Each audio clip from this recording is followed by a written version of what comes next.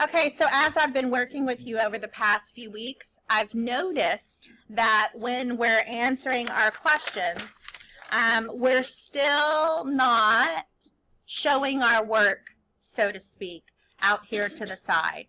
And a lot of times when we get questions wrong, and I'll talk to you about, well, why did you choose this? I notice some of you sit and kind of pause and are like, yeah, I don't know.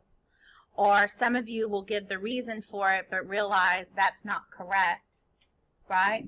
And some of you will just say, yeah, I guessed, okay? We cannot afford any of those reasons as to why we didn't get questions correct on the STAR test, because our whole purpose, right, is to get as many correct as we can. Yes? Okay, because this is our opportunity to kind of like stick it to the testers and go, ha, look how smart we are, right? So, in order to do that, I'm going to show you a strategy today that is necessary, very necessary, I believe, for the majority of you in here. And it's showing your rationale, our reasoning for answers. Okay? So, I'm going to read this question and answer it, and I want you to pay attention to my thoughts and the steps that I'm taking and what I am writing down besides each answer choice. Okay? The playwright uses the sounds of rain and thunder throughout the play, mainly two. So I know that a good strategy that works for me is I kind of reword the question. So I know that it's asking me why does, and I'm going to reword it for myself, why does the playwright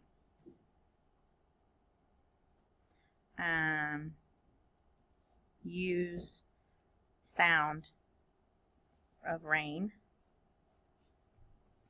in play?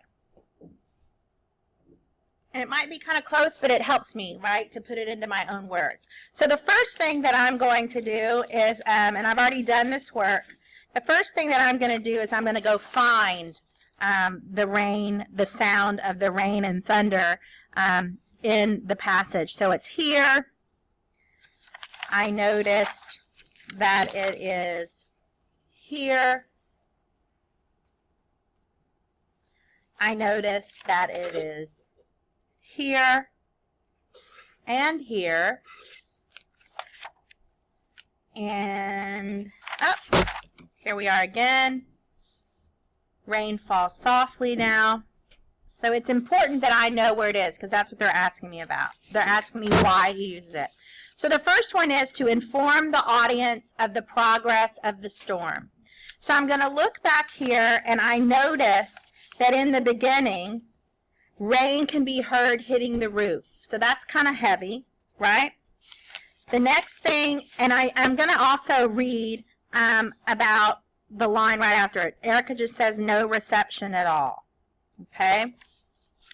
Thunder roars and the sound of rainfall increases. The lights dim. That lets me know that it's raining harder.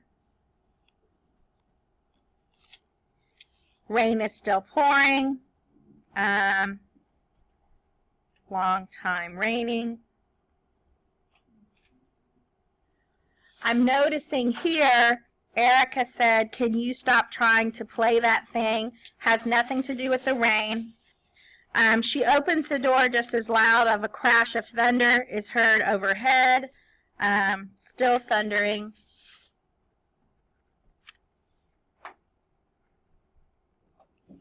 Are you coming with me, she says. Another thunderclap is heard. Now the rain is letting up.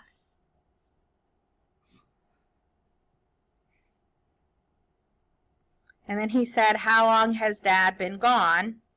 4 hours. Okay, so inform the audience about the progress of the storm. Yes,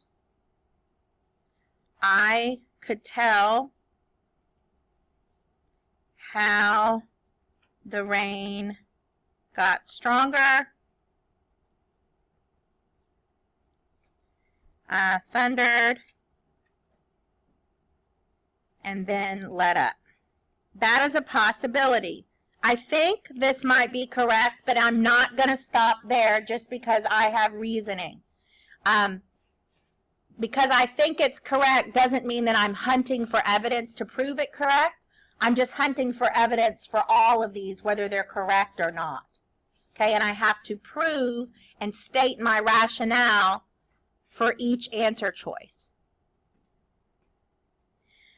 Give the characters a topic to discuss while they are waiting. So I know already that that is not correct because after each time, they didn't talk about the weather, right? Can you stop trying to play that thing? Come on, I need to do something to pass the time. They're not talking about that. They're talking about their phone. Here, after the rain goes here, it really was more about the action, right? So it started some action. So I'm going to say no, and I'm going to draw an arrow down here. Characters didn't discuss rain. They usually did something.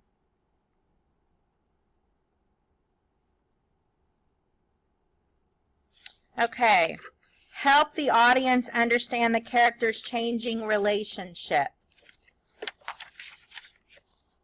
So, here, it starts off with Erica, no reception at all. Reggie was talking about a chess set.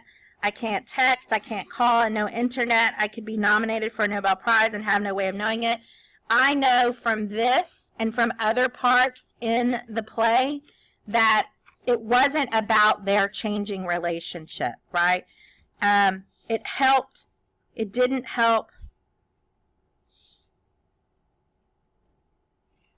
understand relationships, but it helped understand what they were maybe feeling individually.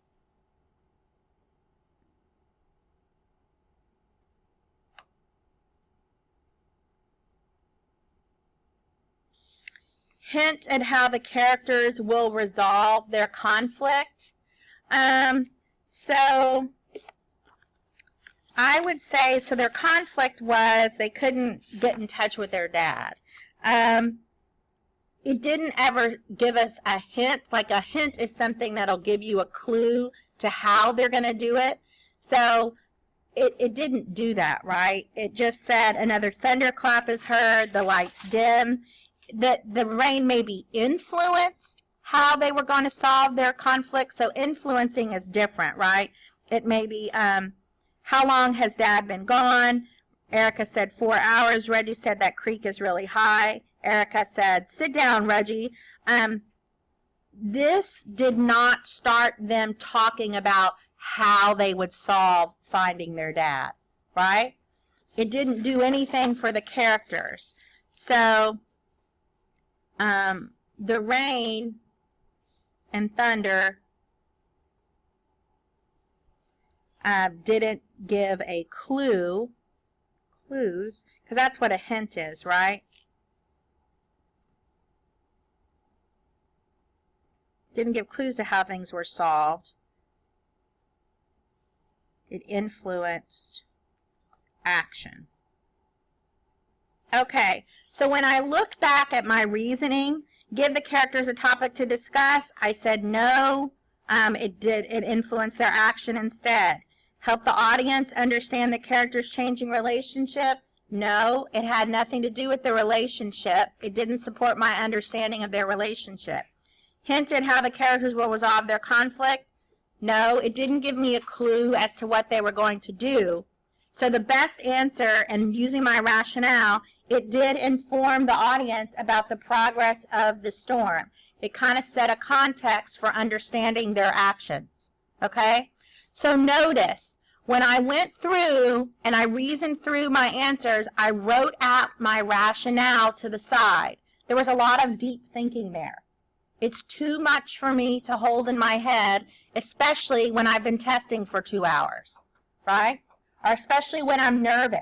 When we do anything under pressure, we don't perform as well as we would in another setting. So this is another reason why that this strategy right here of writing out your rationale or your reasoning by the answers will support you in getting the most answers correct on the STAR test. Now I'd like for you to turn and talk to a partner about what you heard me thinking out loud and what you saw me doing.